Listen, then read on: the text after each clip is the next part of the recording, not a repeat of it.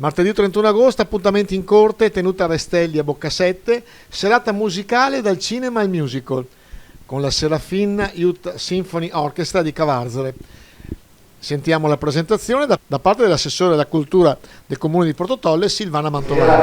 Alle 9 presso la tenuta Restelli a Boccasette ci sarà appunto questo concerto della Serafin Youth Symphony Orchestra, che è composta da 31 elementi e una solista di sabato.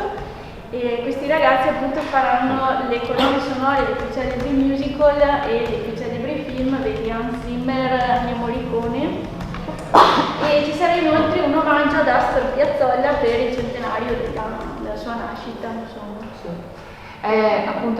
Questo è un concerto veramente importante, perché Appuntamenti in corte ormai vanta la sua presenza da più di qualche anno.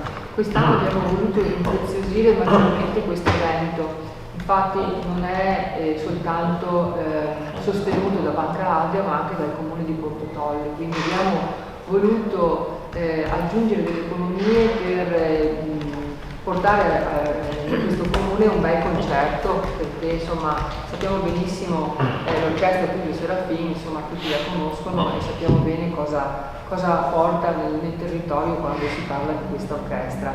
È un programma veramente bello e sono sicura che sarà molto apprezzato. Banca Ave e Coniugani so che ha gradito molto il fatto di ampliare quello che era il budget economico messo a disposizione appunto da questo istituto di credito per dare una maggiore offerta al nostro territorio. Quindi noi speriamo che appunto ci siano parecchi ospiti, anche qua si entrerà con mascherina e Green Pass.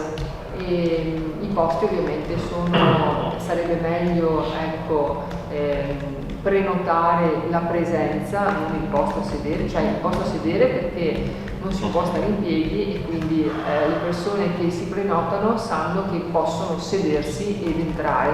Nel momento in cui non c'è più posto a sedere non possiamo più fare entrare perché i posti sono contingentati proprio per il Covid, quindi vi aspettiamo tutti domani sera a Boccasette per questo bellissimo evento.